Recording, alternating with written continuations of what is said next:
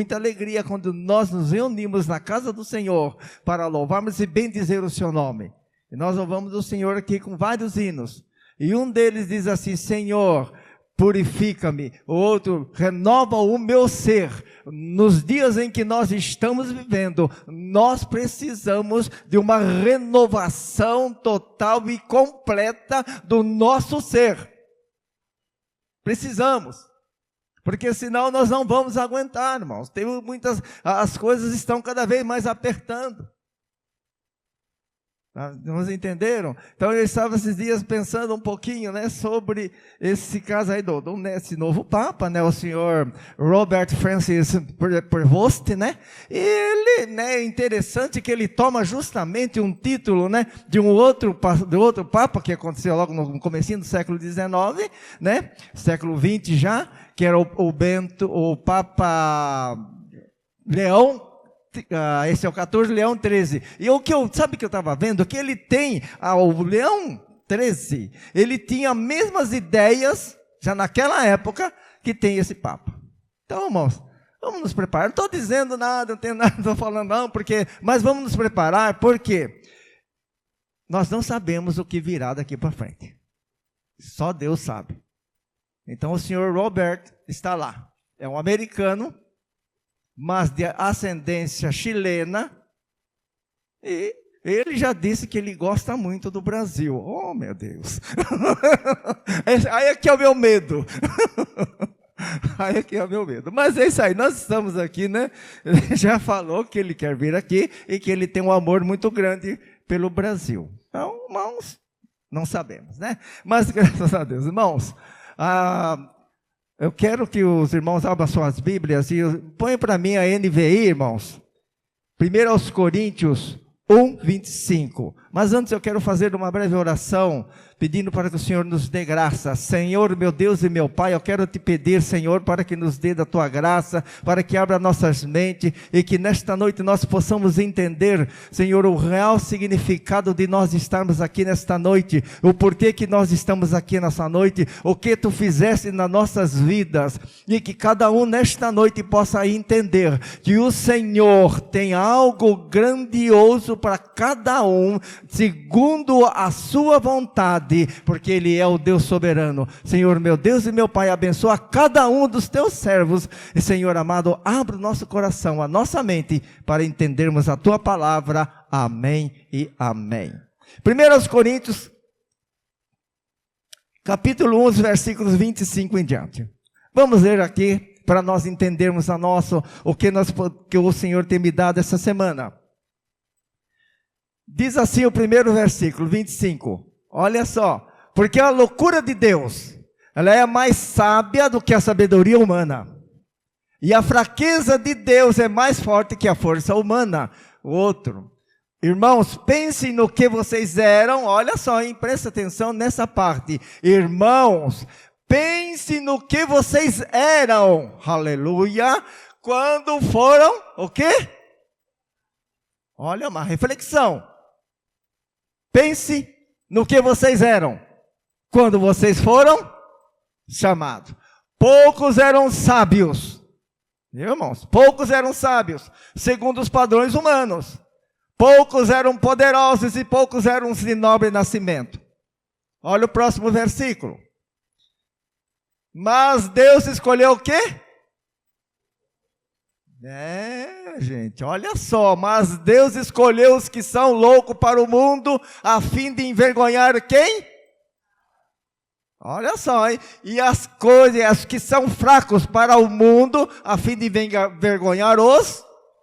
Oh, aleluia, 20, vamos ver ainda o 28, e Deus escolheu as coisas insignificantes do mundo, os desprezados e as coisas que não são, para invalidar as que? E o próximo, a fim de que ninguém se vanglorie diante dele. E o último, porém, por causa dele, aleluia, que vocês estão em Cristo Jesus, o qual se tornou para nós sabedoria, sabedoria de Deus, justiça, santidade e redenção. Aleluia. Amados, eu quero falar um pouquinho nesta noite sobre os improváveis. Deus, o pastor estava comentando, o pastor falou assim, nossa, esse ano é o ano dos improváveis. Há muito tempo atrás, logo no comecinho, logo que nós começamos, né, começou o ano, né, o pastor falou, nossa, esse ano é o ano dos improváveis, né, bom, mas é isso justamente que eu quero falar um pouquinho sobre isso. Mas quem é o improvável? O improvável, como nós já lemos aqui, é aquelas pessoas que pelo mundo nós não éramos nada. Por isso que o apóstolo Paulo fala para os coríntios, olha, vocês para o mundo, aos olhos desse mundo, vocês não eram nada. Mas vocês se lembrem do lugar de onde que vocês veio, aonde vocês estão hoje, porque Deus pode fazer, aleluia, coisas maravilhosas nas nossas vidas. Irmãos, e é isso que eu quero que vocês entendam. Irmãos, nós não éramos nada.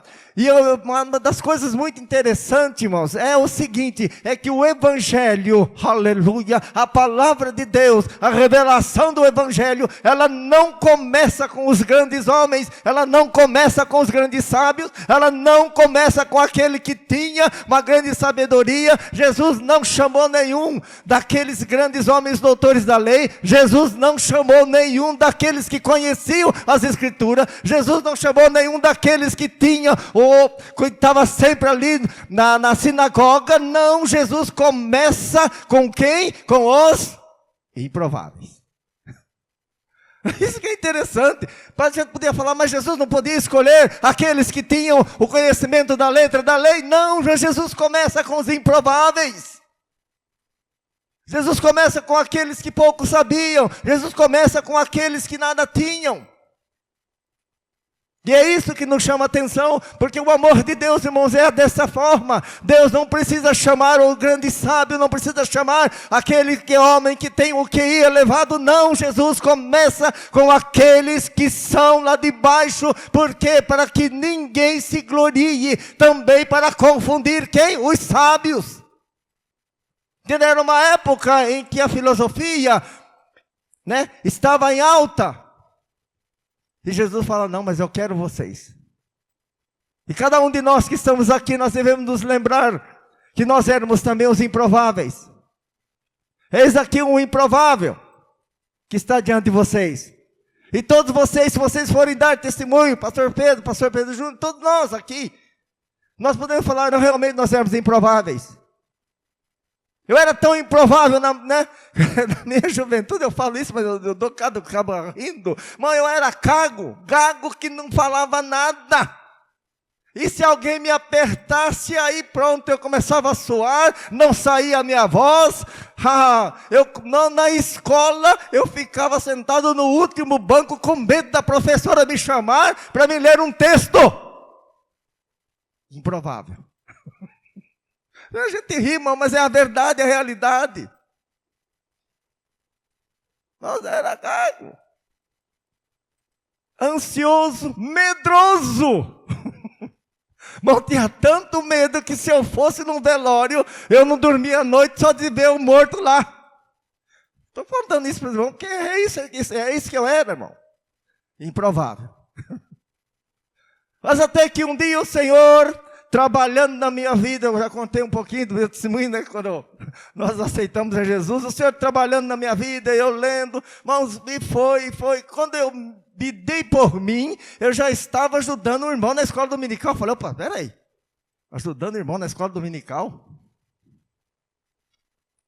Isso é o que Deus faz nas nossas vidas. E eu tenho certeza que cada um de vocês aqui, se forem falar sobre isso, vão ver que vocês também começaram dessa forma. Então Deus não chamou sábios, Deus não chamou aquele que tinha conhecimento das Escrituras, Deus não chamou aqueles que tinham um grande QI para que o Evangelho fosse propagado. O Senhor Jesus escolhe 12 homens, que também eram improváveis. Aleluia. Mas eu quero falar aqui um pouquinho. Abra a Bíblia de vocês em Gênesis, no capítulo 14, versículo, vou falar um pouquinho de alguns improváveis, né, da Bíblia, de alguns que nós começamos a ver, quando nós olhamos, nós falamos, meu Deus, realmente, né, foi o Senhor na vida dessas pessoas. Gênesis capítulo 14, versículos 12 a 16. Olha só. Quero falar aqui um pouquinho sobre homens que eram improváveis. E vou contar um pouquinho dessa história. Levaram também a Ló, sobrinho de Abrão, e os bens que ele possuía, visto que morava em Sodoma. Alguém que tinha escapado veio e relatou tudo a Abrão, o hebreu, que vivia próximo aos carvalhos de Mamre, o amoreu e o irmão de Escol e Aner, que eram parceiros em um acordo com Abraão. Olha o próximo versículo. E vamos lá, o próximo versículo. Quando Abraão ouviu que o seu parente fora levado cativo, mandou convocar os 318 homens treinados, nascidos na sua casa, e saiu em perseguição aos invasores até Dan. E o último versículo. Durante a noite, ele dividiu os seus servos em grupos, atacou os invasores, perseguindo-os até Roba, ao norte de Damasco, recuperou todos os bens de volta do seu parente Ló, com tudo que possuía, as mulheres, aleluia, e as outras pessoas. Mas eu quero falar um pouquinho sobre esses 318. Irmãos, eu já ouvi cada coisa falando sobre esses 318. Já vi, irmãos,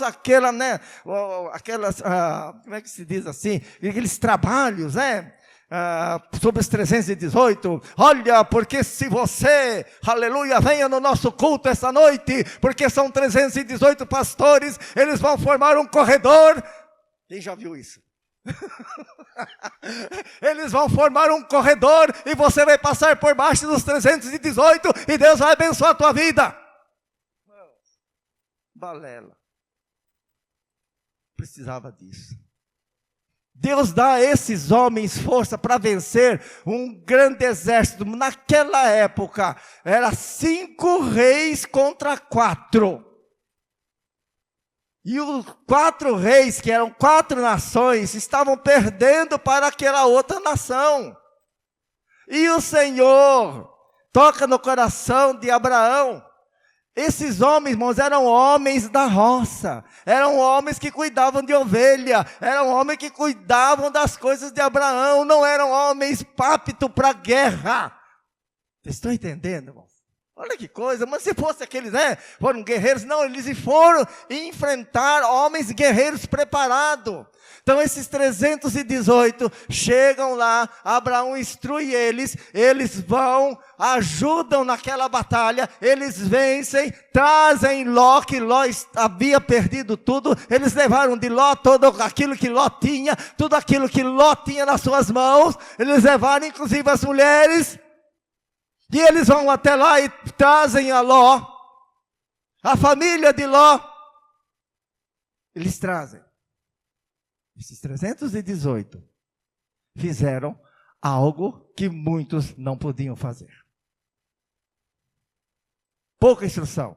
Mas por que eu estou falando isso, irmãos? Porque muitas vezes, irmão, para nós, aleluia, para nós quando olhamos para nós e olhamos assim, olha, Senhor, eu não posso, eu não consigo, o que eu tenho ouvido muito hoje é isso, mas porque eu estou na igreja, eu não sei o que o Senhor me chamou, por que o Senhor me chamou, eu estou na igreja há muito tempo, eu não consigo nem dar um testemunho, eu estou na igreja há muito tempo, eu não consigo ler um versículo da palavra de Deus no púlpito, e aí as pessoas olham para nós, que estamos aqui no púlpito, olham para o pastor Pedro Júnior, que tem uma erudição muito boa, olha para o pastor Pedro, que tem aquela palavra de exortação de acordo com o Espírito Santo, olha para Mateus, o pastor Jô, e eles começam a olhar, olha, eu gostaria de ser igual um deles, aleluia, amados e queridos irmãos,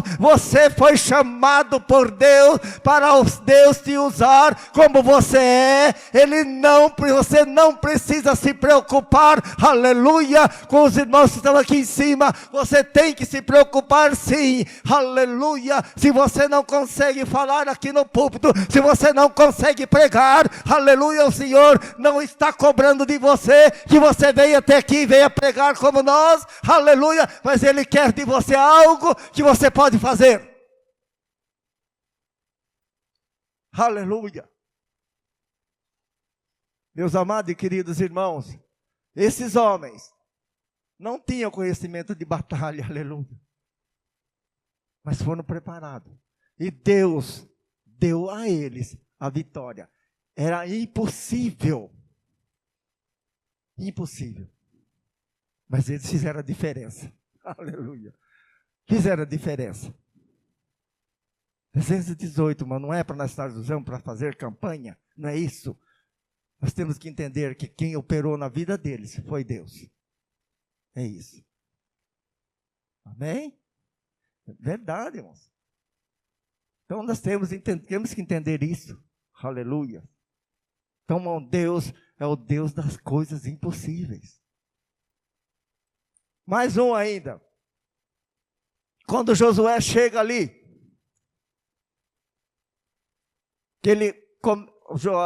Moisés havia morrido, e começaram a conquista.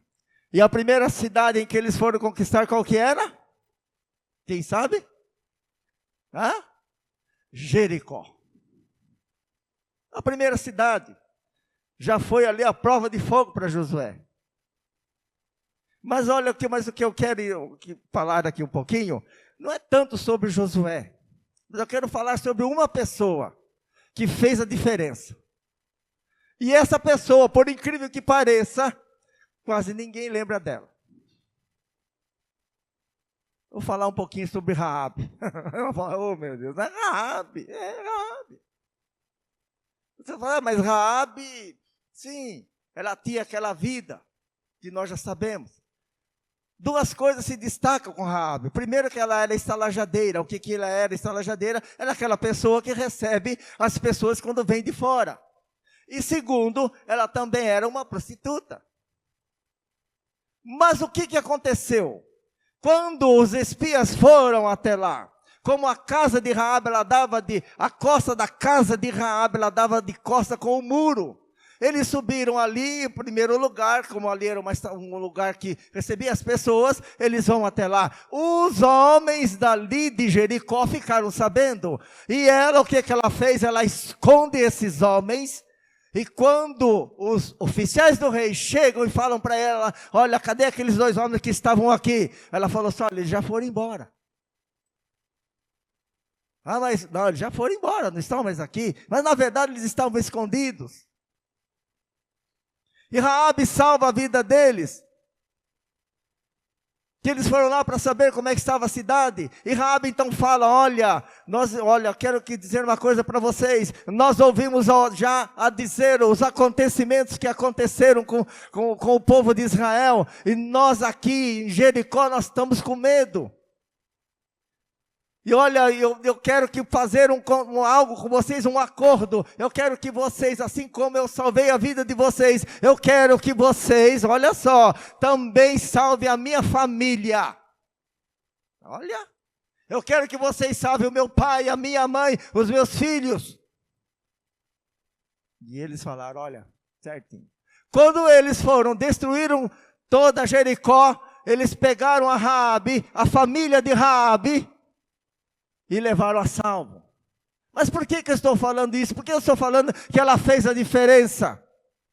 E ela fez realmente a diferença, porque se nós formos ler mais para frente, lá em Crônicas, e se nós formos ler ainda, também lá em Mateus, no capítulo 1, versículo 5, põe aqui na tela para vocês verem. Olha que coisa, lembra que eu falei que ela fez a diferença? Olha o que aconteceu, Mateus 1:5. Mateus 1:5. Olha que coisa, irmãos. Salmão gerou a Boaz, cuja a mãe de Boaz foi quem? Vocês viram? Que coisa, né, Pedro? Olha lá. Cuja mãe foi Rute, e Obed nasceu de Jessé. Olha o versículo 6. Jessé gerou o rei Davi. Davi gerou Salomão, cuja mãe tinha sido a mulher de Urias. Bom, olha, a genealogia de Jesus está dentro dessa mesma mulher. Aquela que eles salvaram ali em Jericó, aleluia, era uma improvável, mas ela fez história, aleluia. Se você acha que você é improvável, aleluia, Jesus pode mudar a tua vida, basta você querer. Basta você querer. O que está faltando no nosso meio hoje, irmão, é atitude. Atitude. Eu quero dizer uma coisa, muitas vezes eu, pastor Pedro, Júnior, pastores que estão aqui, nós estamos aqui, sabe por quê? Aquela irmãzinha que é improvável, tem orado por nós, tem pedido para que o Senhor nos livre, aleluia, das artimanhas do inimigo. Aquela irmãzinha que muitas vezes nunca subiu aqui no púlpito, nunca. Mas Deus tem olhado as orações dela. Deus tem ouvido as orações dela.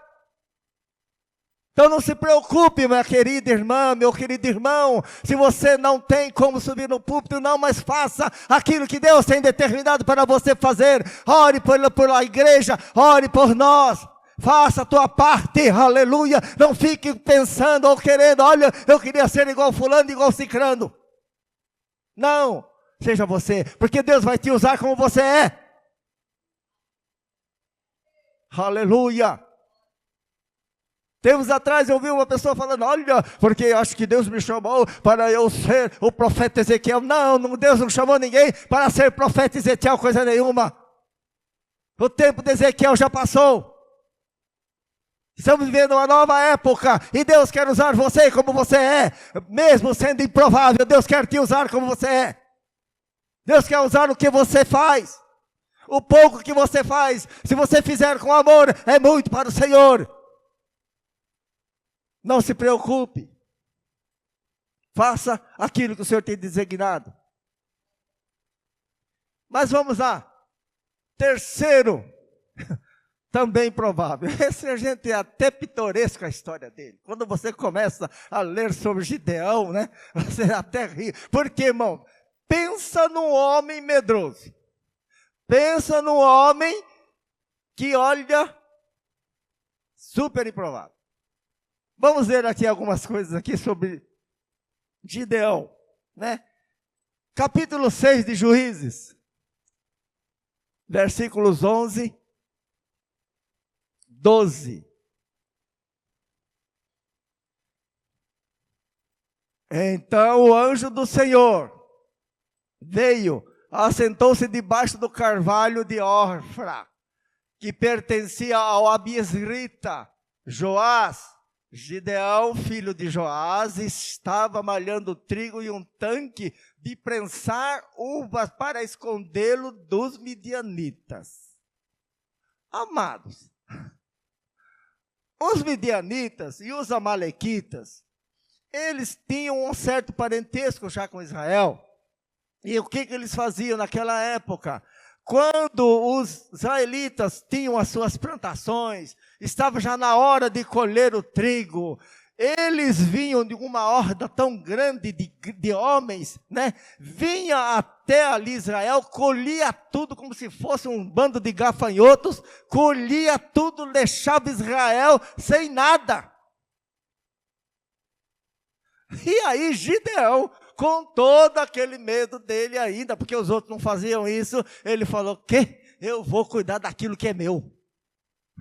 Ele vai no lagar de uva, é um tipo de uma piscina, né? Mais ou menos. Tinha onde prensava as azeitonas também, e tinha o lugar onde se pisava as uvas. E ele, muito olhando para lá e olhando para cá, ele pega os seus molhos de trigo e vai malhando, olhando, como diz aquele ditado, com um olho no peixe, outro no molho, né? Mas os homens, os caras falaram, não, é meu. Eu vou cuidar daquilo que é meu. E ele então, amados e que não, começa a malhar o trigo. E aí olha no versículo 12, olha só. Então o anjo do Senhor apareceu a Gideão e disse, o Senhor está com você, poderoso guerreiro. Olha o outro próximo versículo. Gideão respondeu, Senhor, se o Senhor está conosco, por que acontece tudo isso? Onde estão aquelas maravilhas que os nossos pais nos contaram quando dizia, não foi o Senhor que nos tirou do Egito, agora porém o Senhor nos abandonou, nos entregou nas mãos de Midian ou dos midianitas. O anjo disse para ele assim, olha, varão valoroso. E no próximo versículo, no 15, olha o que ele diz ainda para o anjo, olha só. O Senhor se voltou para ele e disse, com a força que você tem, vá libertar Israel da mão de Midian. Não sou eu que estou te mandando? E aí veio mais uma outra queixa de Gideão. Falou, Senhor, olha, irmão, a impossibilidade. Senhor, olha, a minha tribo, o meu clã, a minha família, ela é inexpressiva. Ela é a melhor que nós temos aqui em Manassés. E tem mais uma coisa, eu sou o menor dos meus irmãos, porque ele era o caçula, ele falou, eu sou o menor, vocês entenderam? Ele falou, não, falou, o que é isso? Agora você vai falar para mim, que é para mim ir e vencer os midianitas, que isso? Querido, talvez você pense assim também, como Gideão. Olha, na igreja eu não faço nada. Na igreja o pastor nunca me chamou nem para dar um testemunho. Era Assembleia de Deus, esse negócio de testemunho, né? Eu me lembro a primeira vez, irmão, que eu fui dar meu testemunho, eu quase desmaiei. Contando ainda a minha situação. Pastor não me chama para nada. Nossa, eu não sei nem por que eu estou na igreja. Amados, se você está na igreja, é porque o Senhor precisa de você. Ele confia em você. Aleluia. Ele quer algo de você. Se você está na igreja, é porque você tem algo para fazer. Você não está aqui à toa. Pare de ficar falando que eu sou membro de banco. Membro de banco é prego. Pare com isso. Tome uma atitude. Tome uma atitude da tua vida e fala, não, Senhor, eu estou aqui. Gideão deu todas as desculpas para o Senhor.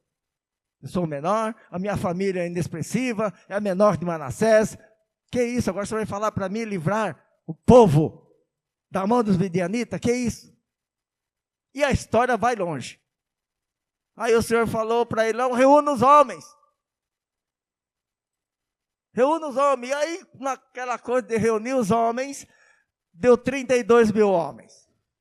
Aí o Senhor falou, ixi, Gideão, é muita gente. Gideão falou, meu Deus do céu, se 32 mil homens é muito, como é que eu faço?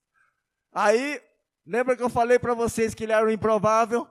E aquele povo que estava com ele era mais improvável ainda. Quando o Senhor falou assim, olha, Gideão, você vai fazer o seguinte, você vai dizer, olha, fala aí, quem for medroso, olha só, quem for medroso, olha, e não quiser ir, manda para casa. 20 mil foi embora. Aí Gideão falou, meu Deus, 20 mil foi embora, só sobrou 10. 22 mil foram. E o Senhor falou, mas ainda é muito, Gideão. Porque é eu que estou te mandando. Aleluia, ainda é muito. E aí faz aquela prova. E daquela prova, quantos sobram? Quanto? 300. Imagina, irmão. 300 homens só. E o pior, deixa eu falar uma outra coisa. Eles não tinham armas. Não tinha espada. Você imagine, um exército sem espada. Sabe quantos midianitas tinham naquela época, irmão? Mais de 200 mil. Como é que 300 homens vai enfrentar um pessoal desse? Sem arma, sem espada. Mas aí o Senhor fala para Gideão, Gideão, você vai fazer o seguinte, você vai dar uma corneta para cada um, um chofar para cada um. Você vai dar um cântaro para cada um. Você vai dar uma tocha para cada um. E aí tem um segredo. Você vai dar um chofar, um cântaro e uma tocha. Acho que Gideão falou, Senhor, Eu fico mal, eu dou risada. Por quê? Eu acho que Gideão falou, Senhor, está de brincadeira comigo, não é possível. Não, vocês imaginem, gente, um exército ali, esse homem com 300 homens com tocha, corneta e um cântaro. Aí o Senhor falou para ele, mas é isso aí mesmo, é isso que eu quero. Sabe por que eu estou falando isso, irmão? Porque as nossas impossibilidades, às vezes, impedem de Deus operar na nossa vida. Porque nós pomos empecilho. Lembra do hino? Senhor, renova o meu ser. Senhor, nos fortaleça, renova a minha mente. Nós precisamos ter uma mente mais positiva, irmãos. Aleluia. Mas por quê, irmãos? Aí tem um segredinho. Olha só, espiritualmente falando. A corneta é para você anunciar. Vamos agora levar para o lado espiritual. Quando você tem Deus na tua vida, o Senhor vai lhe dar algo para você anunciar, que a tua boca é a tua corneta, para você anunciar, para você falar. Sabe quando você está lá no seu trabalho, ou então na porta da tua casa, meu irmão e minha irmã, está passando alguém, anuncie, só isso. Bom dia, colega, Jesus te ama. Bom dia, amigo, Jesus te ama. Não, nós não fazemos mais isso. Olha a corneta. É a tua boca para você fazer coisas simples. Não fique pensando em púlpito, não fique pensando, não. Quantas e quantas vezes você perdeu essa oportunidade de falar para uma pessoa, Jesus te ama. Você pode estar lá no teu trabalho, lá na prensa, passa o seu amigo, oh, Jesus te ama. Jesus quer fazer algo na tua vida. Coisa simples. Bom, ninguém vai responder para você uma palavra pesada porque você falou para ele, Jesus te ama. Você está na rua vendendo lá suas coisas. Jesus te ama, viu? Olha. Corneta, usa essa corneta. O cântaro, o barro, era para que eles se lembrassem de que o Senhor é que tinha feito eles, e que se o Senhor fez cada um deles, o Senhor ia cuidar deles. Era o cântaro, era o barro. Aleluias. Se o Senhor tem te dado, tem te abençoado até agora, tem te dado vida, tem te dado saúde, lembre-se de que é Ele que cuida da tua vida. Aleluia. Se o Senhor tem curado você muitas vezes, o Senhor tem te livrado das enfermidades, lembre-se que é o Senhor que cuida da tua vida, porque você foi criado no pó da terra, você é o barro, você é o cântaro que você pode ser usado por Deus. Aleluia. É isso, irmãos. E agora, e a tocha?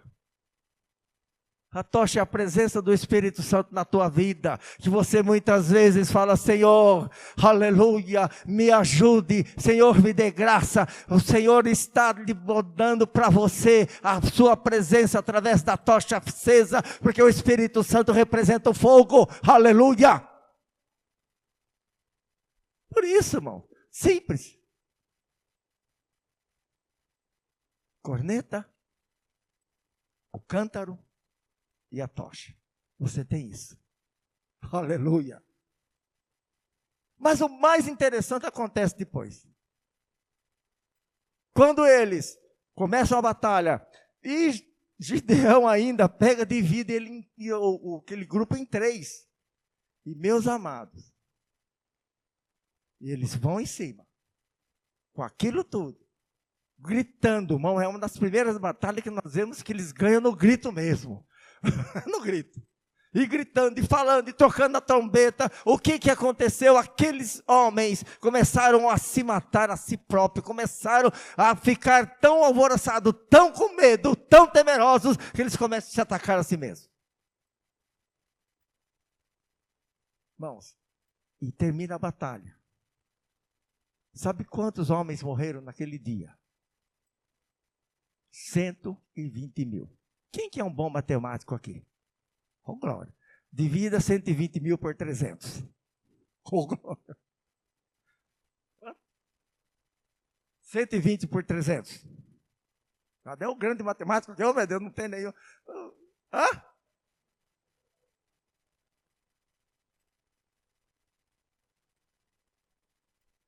4.000.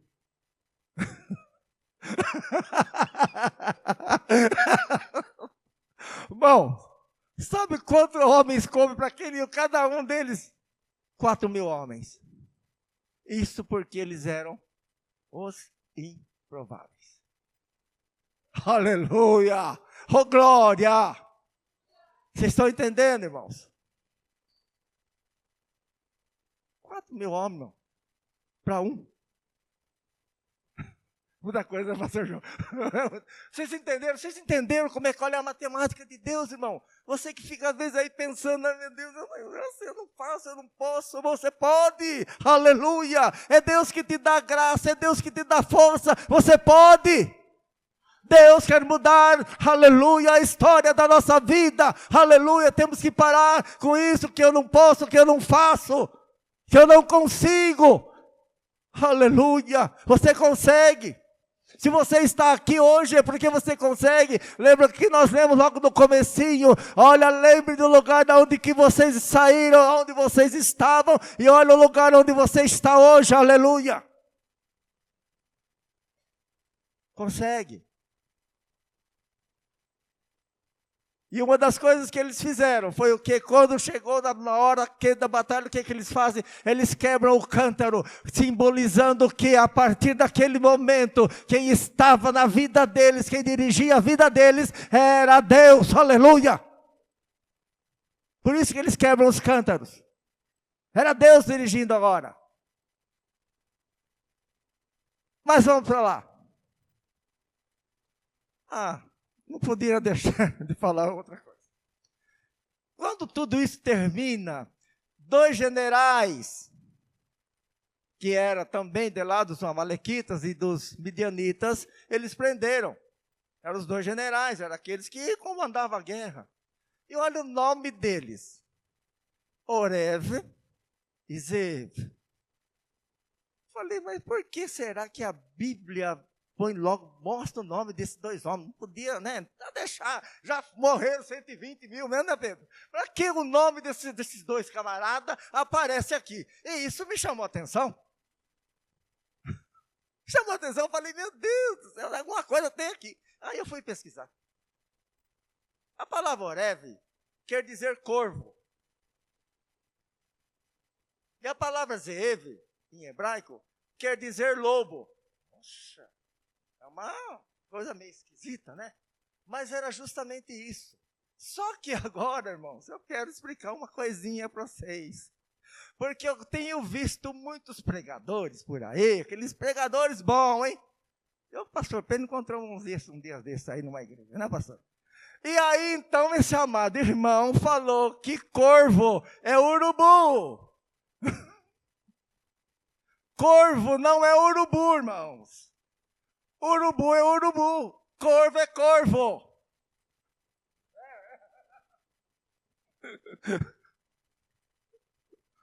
Vocês entenderam, irmãos? O corvo é de lá, da Palestina, tem também nos Estados Unidos, mas o urubu já é mais aqui da América. Não tem nada a ver um com o outro. O corvo é igual, quem conhece aqui, quem é do norte conhece, o assum preto. Quem conhece? Quem já viu assum preto aqui? Pássaro preto. Mano, é um pássaro preto de um tamanho mais ou menos, né? Não é tão pequeno, é maior do que uma pomba. Mas o corvo, irmão, ele tem uma característica completamente diferente dos urubu. Quem é que sabia isso, que o corvo não é urubu e o urubu não é corvo? Quem sabia? Vocês entenderam, irmãos?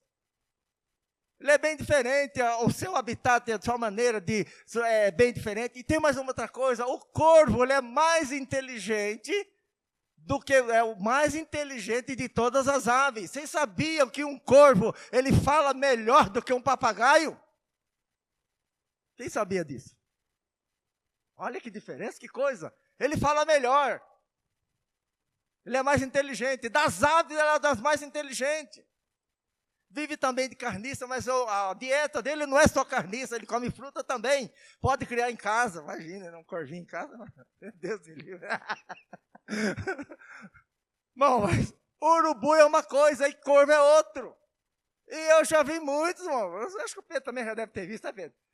Pregadores que confundem o negócio tudo aí, corvo é urubu é corvo. Não tem nada a ver, irmão. Eu parei um pouquinho para explicar sobre você. E esses dois caras aí, irmãos, né? Aí eu fui entender uma outra coisa. Por que que a Bíblia fala do corvo e do lobo? Vocês sabiam que há uma simbiose entre eles? O lobo ataca. E o que sobra daquilo que o lobo come, quem vai atrás? O corvo. E o corvo não ataca o lobo. E nem o lobo ataca o corvo. Há uma simbiose. Por isso que a Bíblia mostra que ali estava duas coisas. Um era para acabar com a destruição mesmo, era para destruir mesmo. E o outro era para quem sobrasse, tinha lá o corvo para comer. E esses dois homens depois também foram mortos. Olha que coisa. Irmãos, então não esqueça. Corvo não é urubu e urubu não é corvo. Tá bom? Ficou certo. Bem explicado, né, irmão? Então tá bom. Mas vamos adiante. Opa, meu Deus do céu, nossa hora. Irmãos, quero falar de mais uma outra improvável. Mais uma mulher. Hoje eu estou dando aqui mais coisa para as mulheradas hoje. Oh, meu Deus do céu, viu? Aí, irmãos, vocês que vão ter o culto na quinta-feira aí, eu vou dar um spoiler para vocês, viu? Fala um pouquinho sobre Débora. Ninguém quase fala sobre Débora. Mas eu não quero que vocês falem só sobre Débora. Fala do cântico de Débora, tá? Estudem ali um pouquinho, vocês na casa, estudem o cântico de Débora, vocês mulheres, tá bom? Spoiler para vocês. Amém? Muito bem. Quarto. Essa agora também, irmão. Quando nós vemos a história dela, e é interessante que na história dessa mulher, dessa rainha, nem o nome de Deus aparece. É interessante isso, né? Estou falando nada mais, nada menos do que Esther. É Estherzinha. Mas nem o nome dela aparece. Mas Deus levanta essa moça de uma forma tão interessante, tão maravilhosa, que nós começamos a ver, irmão, aquilo que Deus pode fazer. Muitas vezes não precisa aparecer o nome de Deus em letreiros garrafais, bonito, não. Sabe por quê, irmão? Porque Ele já é o poder, Ele já é tudo. E Ele quis mostrar aqui neste livro de Esther, que não era o nome dele não, mas era a sua ação. Aleluia, é a ação de Deus na vida daquele pessoal, daquele povo, que estava na vida também de Esther. Por quê? Ela era o quê? Órfã. Havia perdido pai, mãe, naquelas deportações que houve, e ela estava lá, em Suzã também, governada ali pela Pérsia. Mas olha só por que Deus interveio. Aí começou aquele problema que nós já conhecemos, o Amã, que ele era um amalequita ainda, tinha no seu coração, irmão, sabe, aquele ódio dos judeus, aquela vontade de destruir aquele povo, e ele chegou um momento, ele falou, agora tá para mim. E o rei Assuero, naquela época, tinha em hebraico, o nome dele é Ahasverosh. O Ahasverosh estava numa campanha muito grande, embora ele tendo lá 120 nações que estavam lá com ele, todo mundo, né, servia a ele, mas o rei, ele estava meio mal das pernas, ou seja, muita dívida, o reino estava endividado, era banquete dali, banquete daqui, aquela coisa toda, o reino endividado, e quem é que viria? Ele já estava com medo. Quem assistiu o filme 300? Quem é que viria para derrotar a Pérsia? Os gregos. E ele já estava sabendo.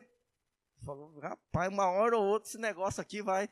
Porque os gregos, irmãos, estavam ali em evidência, estavam, né, varrendo tudo, e ele E o rei falou, uma hora ou outra esse negócio aqui vai... E ele estava endividado, ele queria mais soldado, queria mais gente. E aí chega lá um gozador, chega e fala para ele, rei, negócio é o seguinte, no meio, aqui no nosso meio, tem um povo aqui, ó, cheio da grana, cheio de ouro, ó, um povo que não segue aí os seus mandados, não segue a tua lei, e esse povo aí é o seguinte, porque como ele ficou com raiva do Mordecai, que era o tio da Esther, né, que o Mordecai de maneira nenhuma, né, se abaixava para ele, ele falou, olha, eu vou fazer o seguinte, eu não quero só matar o Mordecai, eu quero acabar com esse povo. Falou, o negócio é o seguinte, rei, nós vamos fazer assim, vamos fazer um decreto, e esse decreto nós vamos num só dia. Aí ele marcou o dia 14 de março, um ano depois. Falou, num só dia nós vamos matar todo esse povo, vamos deixar um. E olha, tem uma coisa, hein? Em todas as províncias, hein? Nós vamos fazer um decreto para que quem estiver lá, eles ataquem esse povo, que esse povo não tem armas, ataque eles, e tudo aquilo que eles têm, rei, metade é minha, metade é sua, vai para o seu tesouro. O rei falou, o rei não pensou duas vezes, irmão. Falou, rapaz, ó, beleza. Está feito. Quando Mordecai sabe disso, Mordecai chega para Esther. A Esther, nessa época, ela já era a rainha. Ela também não sabia. E Mordecai conta para Esther. E aí, então, começa a história que nós já sabemos. Deus dá para Esther um livramento muito grande. Sabe por quê, irmãos?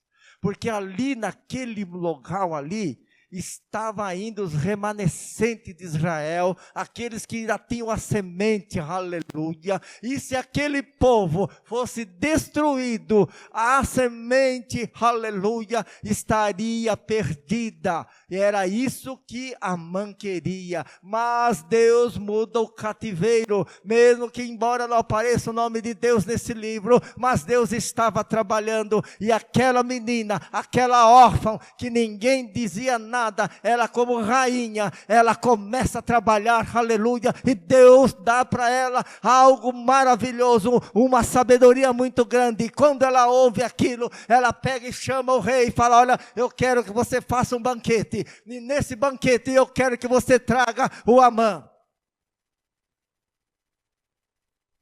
esse banquete, e isso acontece. Não estou falando de pessoas improváveis, pessoas que, imagina, era uma órfã, uma pessoa que, inexpressiva. E na hora daquele banquete, ela revela a verdade.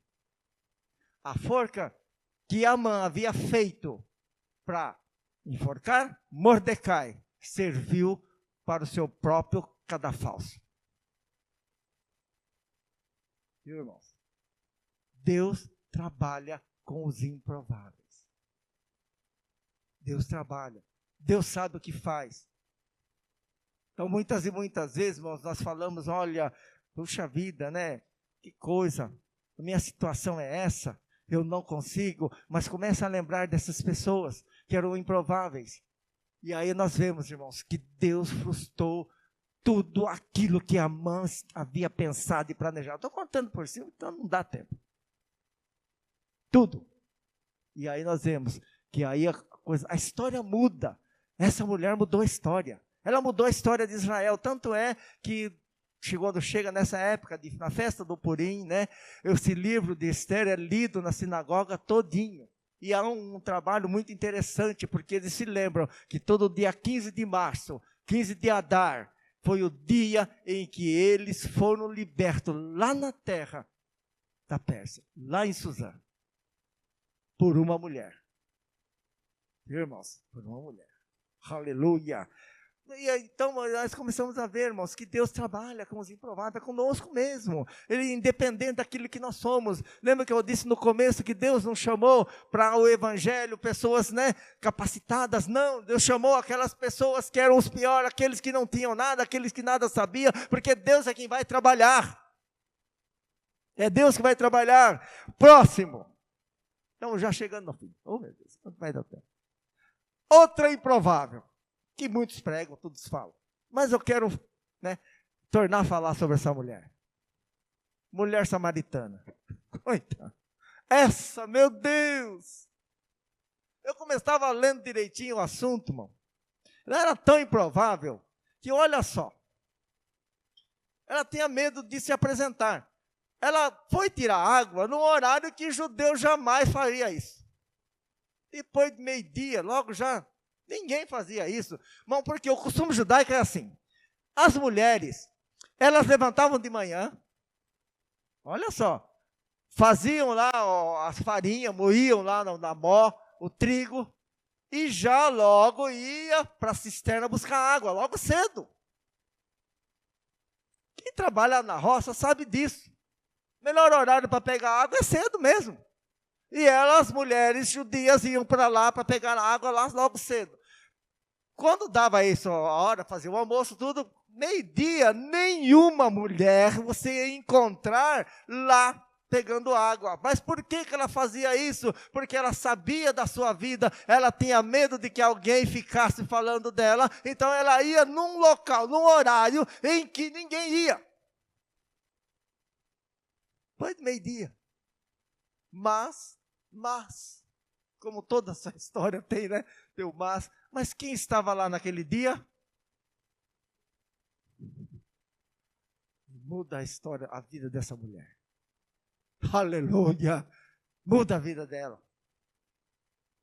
E Jesus é interessante, irmão, que Jesus passa para essa mulher coisas que ele não tinha nem falado ainda para os discípulos. Jesus abre a mente dela de tal forma que muitas coisas nem os discípulos ainda não sabiam.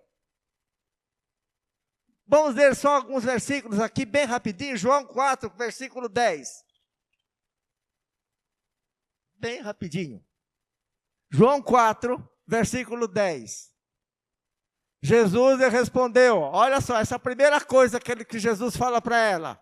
Depois de toda aquela conversa, Jesus respondeu, se você conhecesse o dom de Deus, Jesus fala a primeira vez aqui sobre o dom de Deus, e quem está te pedindo água, você lhe daria água, ele lhe daria o quê?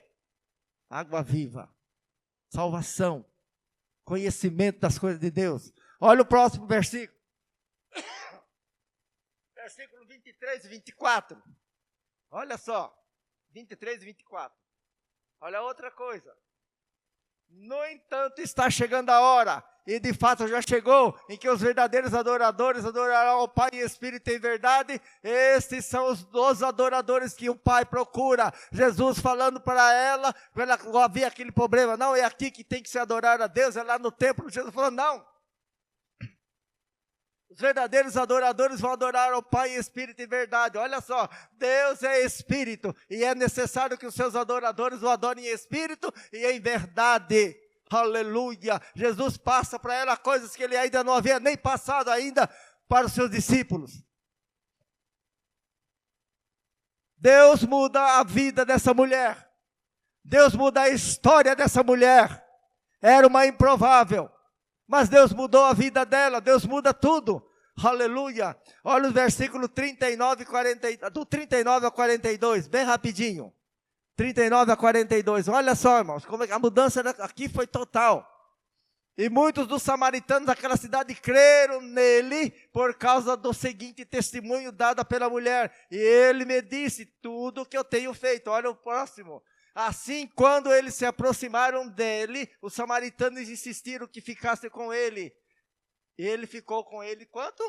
2 dias. Irmãos, a mulher, ela sai dali, ela deixa o cântaro, vai lá em Samaria e anuncia a Jesus, aleluia, aquele que tudo pode, aquele que tudo pode fazer, aquele que tudo sabe. E o testemunho dela chamou a atenção daqueles homens. E eles foram ter com Jesus.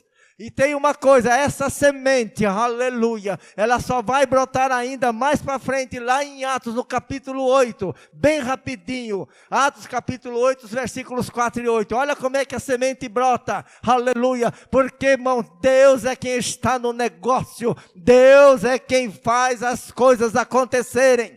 Muitas e muitas vezes, irmão, essa oportunidade está na tua mão, na tua boca, de mudar as coisas. Olha só, não é Atos. Os que haviam sido dispersos pregavam a palavra por onde quer que fossem. Olha só, Filipe foi a uma cidade da onde? Olha, e ali anunciava o quê? Olha só, quando a multidão ouviu Filipe e viu os sinais milagrosos que realizava, deu atenção unânime ao que dizia, e agora os espíritos imundos saíam, e dando gritos, e muitos paralíticos e mancos foram curados. 8. Assim houve grande o quê? Alegria naquela cidade, aleluia. Esse daí é a semente da pregação daquela mulher. Deu fruto, aleluia. E dá fruto. Amados, nós temos algo muito grande nas nossas vidas. Por isso que o apóstolo Paulo fala, torna a repetir, ora, lembra da onde vocês saíram. E olha onde vocês estão hoje. Ou seja, como vocês eram, aqueles improváveis, olha agora onde você está. Não estou só falando do lugar físico, também. Acha que hoje, se nós não fôssemos chamados por Deus, estaríamos aqui? Não. Além de não estarmos aqui, sabe lá Deus o que nós estaríamos fazendo hoje, num horário desse. É verdade. Então, irmãos, nós temos que dar valor a isso.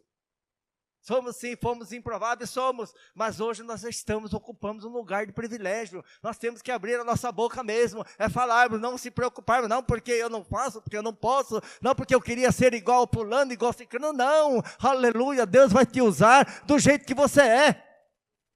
Deus quer te usar do jeito que você é. É isso, irmão. Mas vamos lá adiante agora. Mais uma coisa.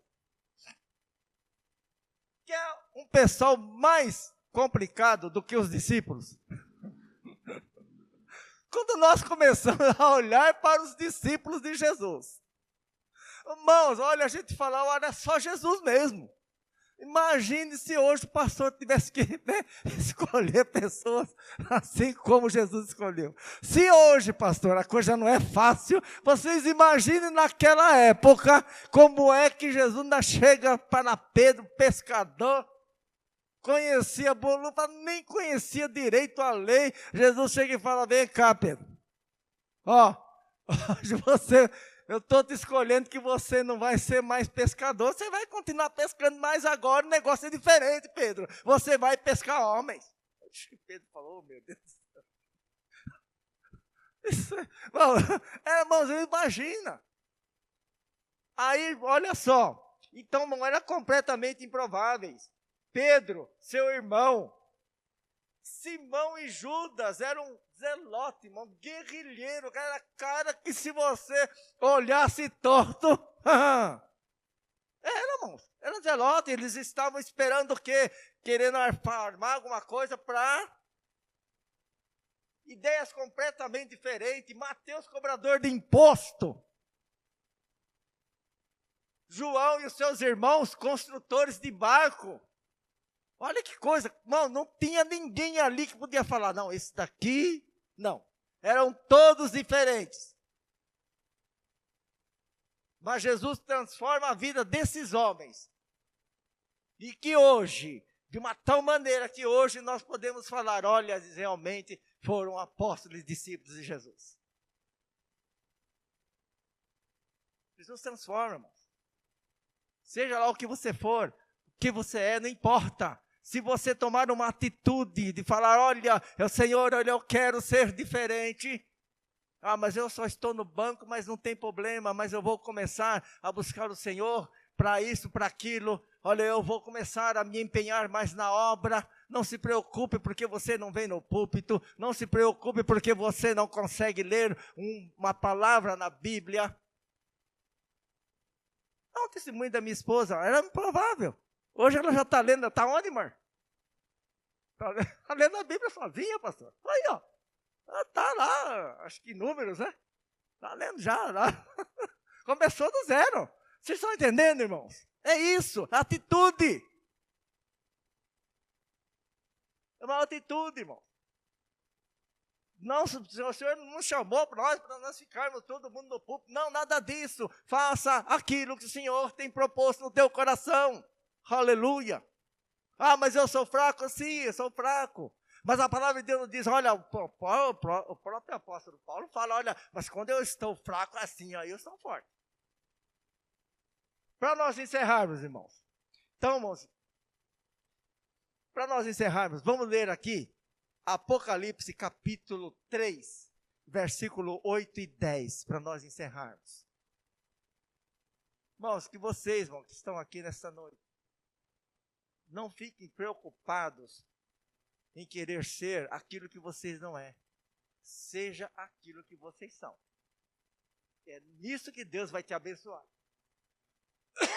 É nisso que Deus vai fazer a diferença na vida de vocês e na vida de outros. Na vida de outros. Vamos lá, Apocalipse capítulo 3, bem rapidinho. Olha só, hein? Para nós encerrarmos aqui com chave de ouro. Conheço as suas obras. Primeiro, ele conhece as nossas obras. Veja bem.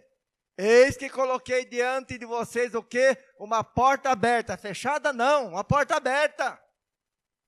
Olha só, e tem mais, vamos lá. Que ninguém pode. Sei que você tem o quê? Ah, não é muita, não? Não é bastante? Lembra que eu já falei, Deus não escolheu, né? Deus não está escolhendo super-homens. Deus não está escolhendo mulheres maravilhas para a sua obra. Se fosse assim, seria fácil. Não, mas olha só, ele continua. Sei que você tem o quê? Pouca força. Mas tem uma coisa. E o Senhor falando lá para a igreja de Filadélfia. Mas tem uma coisa, mas guardou a minha palavra e não negou o quê? Meu nome, aleluia. Próximo versículo. Versículo 10. O 10. Visto que você guardou, olha só, hein? A palavra da minha perseverança ou da minha paciência, eu também o guardarei da hora da provação que está por vir sobre todo mundo para pôr à prova os que habitam, aonde? O próximo, 11 agora, para terminar.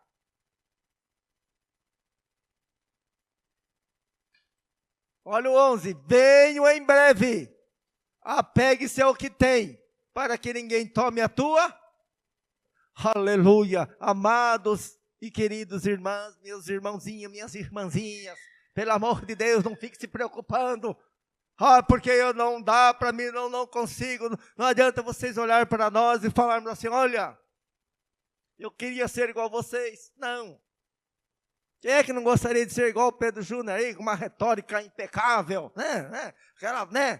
Conhecimento, pastor Jô, pastor Pedro, pastor amado, querido, né? Oh, amém. Oh, meu Deus do céu, amém. Mateus, tá aí, gente. Vocês estão entendendo, meus amados? Vocês são o que são, é o que Deus pôs em vocês. Então façam o melhor de vocês, aleluia. Aquilo que vocês são. Não fiquem preocupados. Né? Eu gostaria de ser igual a irmã Marta. Por quê, pastor? Porque ela é de oração. E muitas vezes eu não tenho esse tempo que ela tem. Aleluia. Vocês estão entendendo? E muitas vezes, muitas coisas poderiam nos acontecer. Não aconteceu, porque aquela irmã que está ali sentadinha, e muitos outros irmãos que estão aqui, tem intercedido por nós, né, pastor? Tem intercedido por nós. Amém, irmãos? Então, irmãos, vocês que entenderam a mensagem, uma linda palma para Jesus. E tem uma coisa. Aleluia. Que as palmas sejam para Jesus. Amados, e eu gostaria aqui, com a permissão do nosso pastor, que vocês ficassem de pé. E aqueles que não querem mais ser aqueles, né, os improváveis, vocês viram, né? Jesus já disse aqui agora, a palavra do Senhor nos disse aqui, né?